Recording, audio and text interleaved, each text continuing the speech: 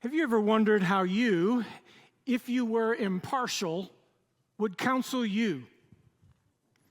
I'm talking about you in your impartiality, you separated from the emotions that you might be dealing with, you separated from the stress you may be walking through, would counsel yourself in a particular moment of crisis. Well, I discovered a company this week that believes they have figured out a way to do that. There's a company called Digital Wisdom, and they have created a product that is called Bespoke AI Avatar. All right, so Bespoke AI Avatar. Bespoke means something that is suitable or fitting for you. So if something bespeaks you, it is fitting for you. So a Bespoke AI Avatar is a digital image of yourself. Here's how this works. There's a digital image that they take all of the pictures or video that reflect you, and it then creates a digital avatar that looks and sounds like you.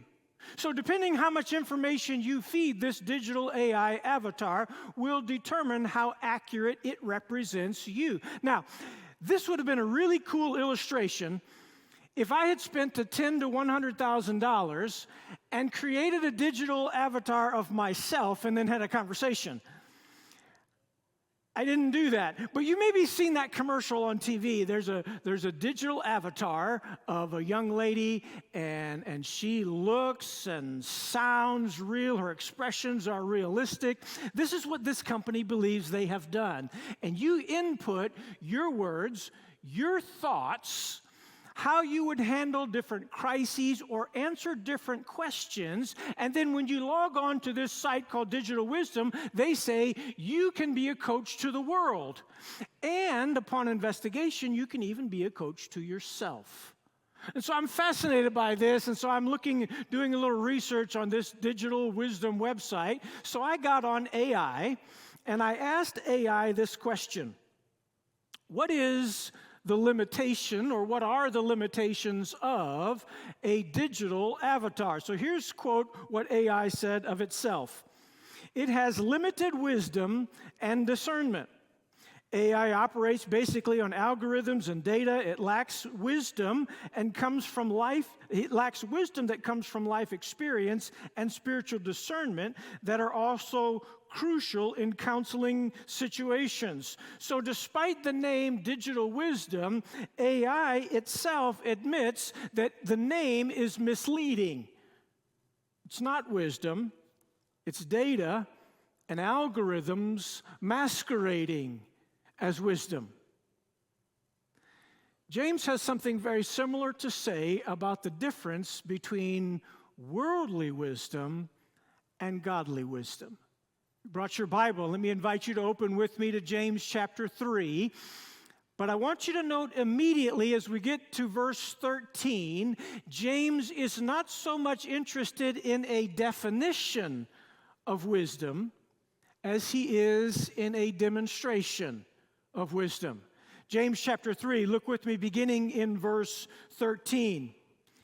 James writes, "Who among you is wise and understanding? Let him show by his good behavior his deeds in the gentleness of wisdom. But if you have bitter jealousy and selfish ambition in your heart, do not be arrogant and lie against the truth. This wisdom is not that which comes down from above, but it is earthly, natural, and demonic. For where jealousy and selfish ambition exist, there is disorder and every evil thing. But the wisdom that is from above is first pure, then peace-loving, gentle, reasonable, full of mercy and good fruits, impartial, free of hypocrisy. The fruit of righteousness is sown in peace by those who make peace."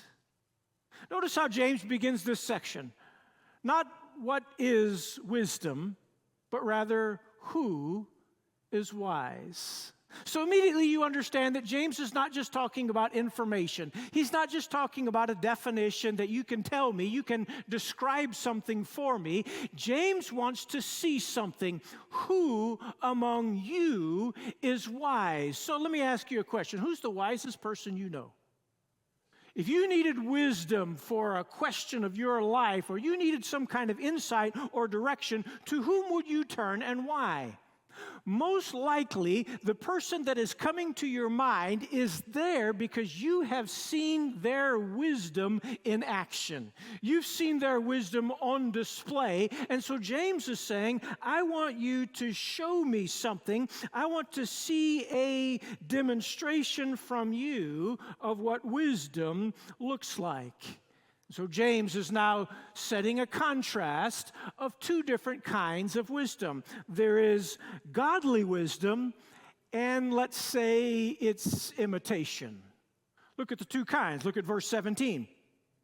The wisdom from above, and then James says that wisdom comes down. So there is a wisdom that comes down from the Father. There is a wisdom that comes down from above. But now look back at verse 15. There is a wisdom that does not come down from above. At best, it is a wisdom that is earthly. At worst, it is a wisdom that ascends from below. So you have the contrast of a wisdom that descends from above and a wisdom that ascends from below. Those are your two kinds of wisdom. Solomon set a similar contrast in Proverbs 7 and 8 when he describes two different kinds of paths. And he's talking to his son, and he says, son, I want you to be careful because there are two different paths that are going to try to woo you. They're going to try to attract you, and you will be enticed by a false imitation of godly wisdom. Now, James, contrasting two different kinds of paths, two different kinds of wisdom. The path one chooses is revealed by what you do. So we're seeing that wisdom is not just something that you know or something that you say. Wisdom is something that you do. Look at James's word in verse 13. Wisdom is shown. Who among you is wise and understanding? Let him show it. I want to see it.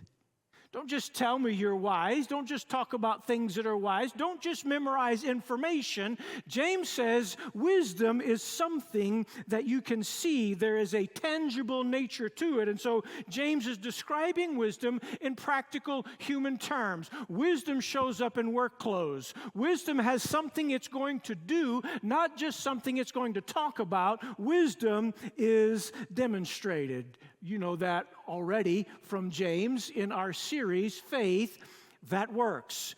Because James is a very practical-minded person. You remember in James chapter 2, verse 18, James said, you show me your faith without works, and I'll show you my faith by my works. James says it works the same way with wisdom. Wisdom does things. It is demonstrated by what it does. Verse 13, wisdom is shown by good behavior in deeds of gentleness of wisdom. There is a meekness, a humility in the demonstration of wisdom. James says, I'm going to be able to see it, so your right conduct is based on your right thinking, but the right thinking is then going to be demonstrated in your right conduct. So it's not just believing right things. That's good. That's a good start. But wisdom is doing something about what you believe. So wisdom is not based on your GPA or your GRE or SAT. Wisdom is doing something about what you know. That's the difference between knowledge and wisdom. Look, I want you to have knowledge. I want you to be intelligent. I want you to read a book and learn new things. But that's not wisdom. That's knowledge. That's information. Wisdom is taking that knowledge that you have and then rightly putting it or translating it into action in your everyday life. The psalmist said it this way in Psalm chapter 1, blessed is the man who does not walk in the counsel of the ungodly, stand in the path of sinners, or sit in the seat of scoffers. Why? Because his delight is in the law of the Lord, and he then lives that out in the way that he acts. Wisdom is shown. If you have wisdom, people will see it. They'll recognize the demonstration. James says, let him show it by good deeds or good behavior in gentleness of wisdom. So right conduct that is based on humility. Now, James, looking at two different paths of life, and he is describing where those two paths come from and then what they produce. Or if you like, the root and the fruit of true wisdom and imitation wisdom. So James first talks about imitation wisdom. So let's talk about imitation wisdom. I want you to see the root of false wisdom. Where does this false wisdom come from? So James gives us a picture. Verse 15, first of all, it does not come from above. So immediately James is saying this imitation wisdom, this false wisdom, this facsimile of wisdom does not come from God. So everything that God does, Satan tries to imitate. He's going to try to replicate something that looks like it is from God, but doesn't produce things that honor God. It's not from God, and James goes on to say it is earthly, it is sensual, it is demonic. It is a replica of the original, but like every replica, it's never as good as the original. It might look the same, it might talk the same, but it doesn't ultimately act the same. It's earthly in that it is concerned with fleshly things. James talks about how selfishness abounds. It's earthly. It's concerned about things that relate to me. It is sensual, and by that, James is talking about an opposite of that which is spiritual. So it is not of the Spirit of God. And then it is demonic in that it is informed by the devil. So there's a spiritual warfare engaging your mind. Imitation wisdom is earthly rather than heavenly. It is sensual rather than spiritual. It is demonic rather than godly. That's the root. But now notice James tells us the fruit. The root is that which comes from below. It's sensual, demonic. The fruit, James says, of this imitation wisdom, he actually tells us twice. So look in verse 14 and again in verse 16. Here's what that imitation wisdom produces. It is bitter jealousy and selfish ambition. Now, what would that look like? Let's say your neighbor comes home with a brand new car, or they get a promotion, or something great happens in their lives. You're not celebrating with them. You're desiring what they have, but it's more than that, James says. It's not just wanting something that someone else has. It's not wanting them to have it. That's that bitter selfishness or envy that James says is the fruit of an imitation kind of wisdom. And then he says it again in verse 16, for where jealousy and selfish ambition exist, there is disorder and every evil thing. So here's what happens as that fruit begins to replicate in your life, that envy and jealousy begins to bear fruit to every evil thing. That's imitation wisdom.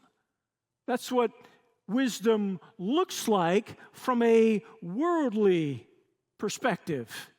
It's using the wrong operating manual. It's asking the wrong questions to the wrong source and coming up with wrong information and pretending it's right.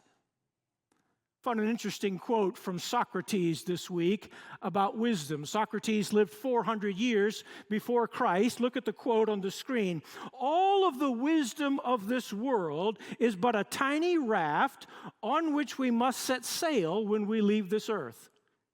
Now watch that next phrase. If only there was a firmer foundation upon which to sail, perhaps a divine word. Here's the smartest guy that existed 400 years before Jesus. And here's what he's saying. all of the wisdom of the world is like this tiny raft that we're all going to set sail on when we die. I wish there was something better. And you come to the end of that quote and you realize that the smartest guy on the earth didn't have wisdom in death. His raft was too small and his foundation was not firm. That's imitation wisdom. Then James goes on to contrast that by talking about what genuine wisdom looks like. So in the same way that we saw the root and the fruit of an imitation wisdom, James gives us the root and the fruit of true wisdom. So look at verse 17. James tells us the root of true wisdom is from above. It comes down from above. This is that wisdom that comes from God that then informs our life and then transforms our behavior. Well, James has already told us in James 1:17, every good and perfect thing comes down from the Father. Every good thing in your life comes from God, even so the wisdom that determines how you live. Solomon said it this way in Proverbs chapter 9, verse 10, the fear of the Lord is the beginning of wisdom. It starts with your relationship with Him. Outside of that, you are unwise. The fear of the Lord is the beginning of wisdom. So I Googled the question this week, where is wisdom to be found? I went on Google, typed in that phrase, where is wisdom to be found? Here's what I discovered. The first 15 responses Google gave me had something to do with the Bible. So even Google knows that wisdom begins from the Father. If you want to be wise today, it's not based on your effort. It's not based on what the world says. Wisdom comes from God. James says, if you lack wisdom, ask God.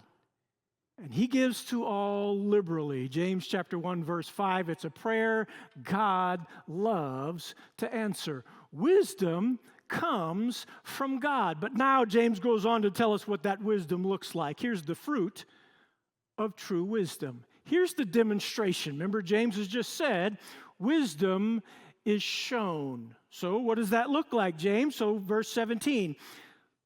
Wisdom from above is first pure. Now stop right there because I want you to note how James has set off all of these characteristics. He's giving us a list of fruits of authentic wisdom. So like you see in Galatians chapter 5, the fruit of the Spirit.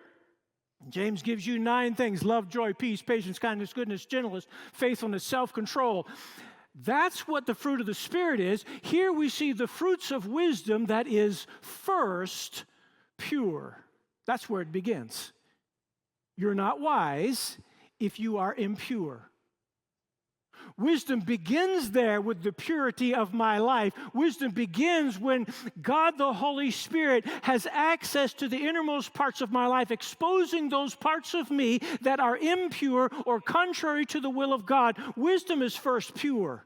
Wisdom then begins with that heart that is committed to Him, uncontaminated by the things of the world, or for example, the things that James describes in verses 14 and 15. Wisdom knows the difference between that which is of the world and that which is of God. Wisdom is first, notice, pure, then. You see how James is setting that up? Starts with purity, then it is transformed into other things. It is first pure, and then it is peace-loving. It cultivates peace. It doesn't just love peace, it creates peace. Peace doesn't like conflict. Peace doesn't like any kind of problematic in relationship. Wisdom is peace-loving. If you love conflict, that's unwise. But if your life has been transformed by a peace-loving, peace-giving Father who rules over your life in peace, it is going to produce peace in your life. Wisdom is first pure, it is peace-loving, it is gentle. A wise man is a gentle man. It's gentle, it's humble, it's meek, it's patient. It's not worried about controlling other people as much as it is worried about controlling myself. Wisdom is gentle. It is, fourthly, willing to yield. Your translation may say reasonable. Wisdom is willing to listen. That's really what that word means. If you're willing to yield, it means you're willing to listen. Your mind is not so made up that you want to hear what someone else has to say, because maybe the wisdom that they have is more inclined to your life. It is open to reason. It's willing to listen, not yielding on core convictions of my life, but willing to listen to what others might say, willing to yield. Wisdom is, fifth, full of mercy. One of my favorite Bible passages in Lamentations chapter 3, which is an odd context for a discussion of mercy. Jeremiah is talking about the destruction of Jerusalem and all the lamentations that were overwhelming him. And in the middle of all of the woe that he was describing, Jeremiah said, "His mercy is great. They are new every morning. Great is his faithfulness." The mercy of God. And James says, wisdom is full of mercy. Remember that conversation between Jesus and the religious leaders? They came to him and they're asking theological questions, and then they posed that question, well, who's my neighbor? And Jesus told that story about the Good Samaritan. And he told a story about a man who was hurt, and the religious leaders passed by, and then that Samaritan came by and he showed mercy. Wisdom's full of mercy. Wisdom demonstrates mercy. Wisdom displays a merciful life where we recognize that mercy there was great and grace was free and pardon there was multiplied to me, so that those of us who have been shown mercy then display the mercy of God. That's wise. Wisdom, sixthly, is full of good fruit. Fruit that bears evidence of what is in the root. Fruit that demonstrates something is going on the inside. Remember, Jesus said in John 15, I'm the vine, you're the branches. You're the branches that bear the fruit. You're the branches that hold on to the fruit. It doesn't come from you, but you bear it. You hold on to it. So wisdom is full of good fruit. Seventhly, wisdom is without partiality. Literal idea of that is willing to hear both sides. Solomon said in Proverbs 18, verse 17, every opinion seems right until you hear the other side. Wisdom is without partiality. Finally, wisdom is without hypocrisy. Doesn't wear a mask. Doesn't pretend to be something that it is not. It is sincere. It's what wisdom looks like. James says wisdom is shown. But then James concludes with a second thought. Wisdom shown. We get to the last part. He spent the majority of this section on the demonstration of wisdom. What wisdom looks like. You show wisdom. But now verse 18, I want you to notice wisdom is not only shown, wisdom is sown. Look at verse 18. The fruit of righteousness is sown in peace by those who make peace. Wisdom is shown by works done in meekness. It is sown by deeds done in peace. That is, you implant those works, those acts of wisdom. You cultivate the ground and then plant that in such a way that it reproduces every good thing. So in the same thing in verse 16, that all of that imitation wisdom produces things that reproduce evil, in the same way, godly wisdom cultivates the ground, sows good things in peace that produce a fruit of righteousness to the glory of God. Wisdom is implanted, it is invested, and it produces a harvest. Jesus said it this way in Luke chapter 7, verse 35, wisdom is vindicated by her children. You know what wisdom looks like by what wisdom produces. Keep your finger here in James chapter 3 and turn back one page to James chapter 1. Look in James chapter 1, verse 20. Man's anger does not bring about the righteousness of God. Now just stop there for a second. Man's anger does not bring about, it doesn't produce the righteousness of God. Now turn back to James chapter 3, verse 18. The fruit of righteousness is sown in peace by those who make peace. So my anger does not produce the righteousness of God. What produces the righteousness of God is that peaceful investment of godly wisdom that then reproduces the righteousness of God. It's not done on anything that I can do. It is based on what God can do in me. It is sown in a ground that yields positive fruit. It is purposefully scattered with the intention of reproducing itself in the lives of those who hear. Wisdom is sown in peace by those who make peace. Having experienced peace, you make peace. Maybe you've wondered, why does the world have so much conflict? The answer is they are unwise. Because godly wisdom produces not just a righteousness that honors the Lord, but a peace that guides our lives. Ultimately, the world is pursuing a mirage, a false claim, a deception. Look, knowledge is good. Wisdom's better. Knowledge is information. Wisdom is demonstration.